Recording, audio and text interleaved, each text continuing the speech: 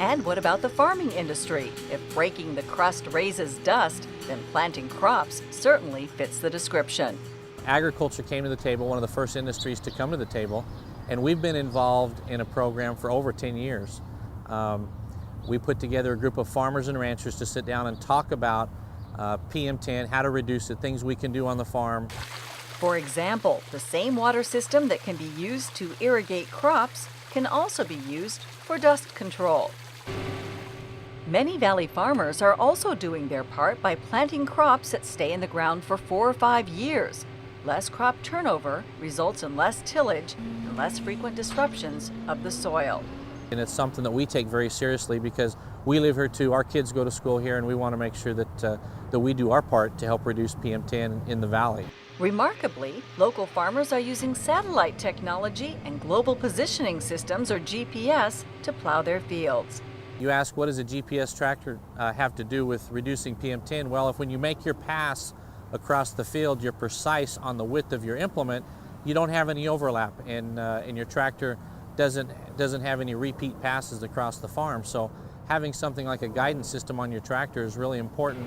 In fact, the GPS guidance is so accurate that farmers could virtually drive hands-free and plow straight rows.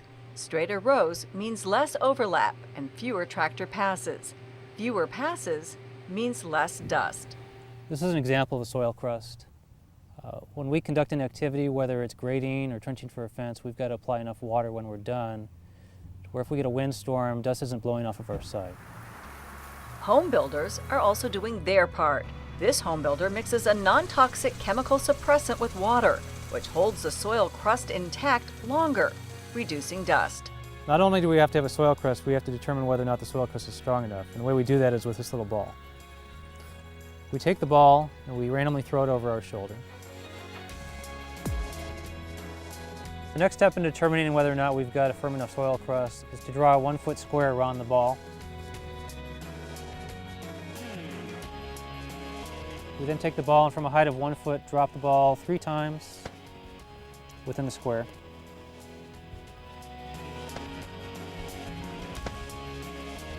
If the ball penetrates the surface of the soil at any point, the soil is not firm enough in that location. The home building industry is also governed by state and local regulations. Every day we have to keep records of what happens on our site and what we do to make sure we're controlling dust, including the soil test, which we would keep down here, weather conditions, what we did during the day. So for example, when we're trenching for a fence or we're grading around a home with a tractor, primary control measure is going to be use waters. When we have trucks leave the site, we're required to put in track out control devices, which is just a gravel pad to take the mud and other stuff off tires so we don't get mud tracked down the street. I think we need to stress the importance of controlling our emissions on such operations as this one, and how important it is for clean air, and the industry as a whole understands that importance of clean air. Sand and gravel operations like this one are also regulated. Sand and gravel operations here in Maricopa County are required under Rule 316 to control dust. With that, we use water, spray bars, water trucks, and chemical lignants to control this dust. The Sand and Gravel Association is a partner in dust control and recognizes that government regulations and industry compliance are only part of the dust control solution. The sand and gravel industry is doing our part. I'd like to challenge everyone else to do their part. So now we get to the final partner needed to fight the air pollution battle: you. It seems like there's no end to the ways we find to stir things up. They might make that landscaping job easier, but leaf blowers and other lawn and garden equipment can raise large amounts of dust and should be used sparingly, instead of blowing leaves and dust around.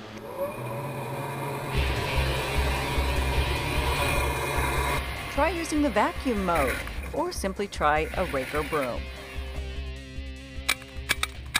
In fact, state law requires property owners to control dust on their property. That includes banning the blowing of landscape debris into public roadways at any time by any person.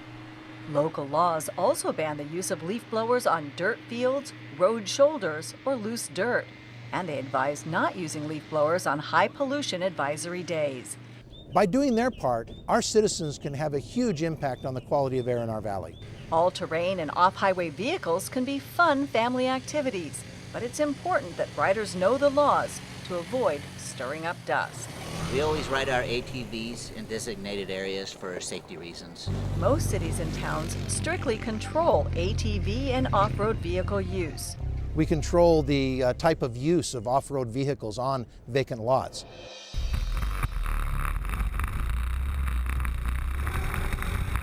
In most cases, riding these kinds of vehicles within the urban area, such as on vacant lots and riverbeds, is illegal and can create a health risk for the riders. It's the rider's responsibility to know where they're allowed to ride. Otherwise, they can face fines and penalties. In fact, ATV riders on this vacant lot in Phoenix caused the air quality monitor nearby to record an exceedance. 2 more exceedances at this monitor would mean a violation. Our 3-year clean record would be over, and we would have to start the entire clock over again. While we may live in the city, there's still a lot of dirt to be found, especially on unpaved vacant lots. Many of them, like this one, a stone's throw from a dust monitor. Here's a case in point. Today's a windy day and I'm in a vacant dirt lot in the East Valley. That silver tower directly behind me is actually the top of an air quality monitor. Well, directly adjacent to this property lies 37 acres of inactive farmland. Then, just across the street, you can see some significant construction activity is underway.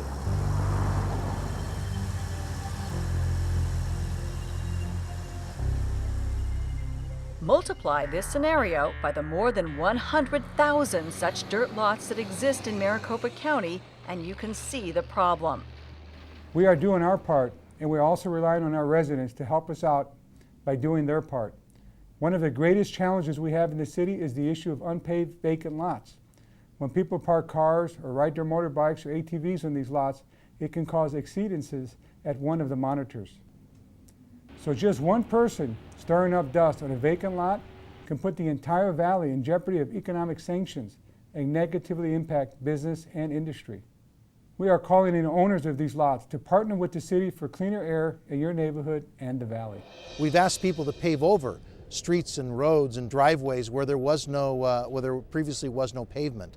And we asked them to stabilize vacant unused lots.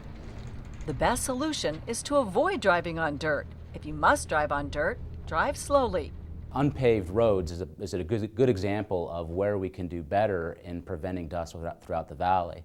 A couple of things that can be done are to wet those roads, certainly to pave those roads, but we could wet those roads, and we could also ask that when people are driving on those roads that they keep their speed down, because the higher the speed, the more dust that's generated.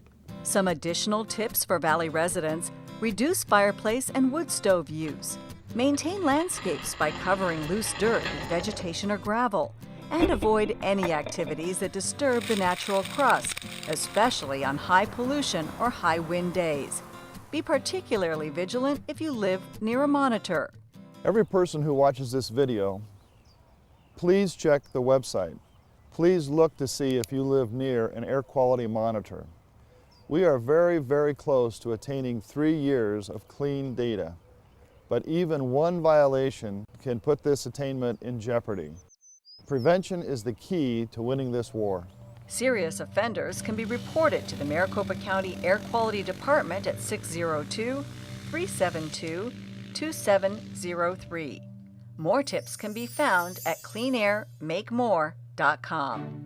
By preventing exceedances and reaching attainment, we can protect public health and avoid unnecessary regulations. Each one of us can individually contribute to make Maricopa County dust-free. If we will just all do our part, government, citizens, business, we can have the kind of clean air that we all hope for, that we all want, that we all desire. And we can ensure our economic future also. Do your part to keep dust down, please. Everybody's got a role here. I mean, we've got the regulators that have a role, we have the associations that have a role, and residents have a role. Everyone has a role here, and we can have clean air and breathe clean air. Do your part to keep dust pollution down so we can all breathe better.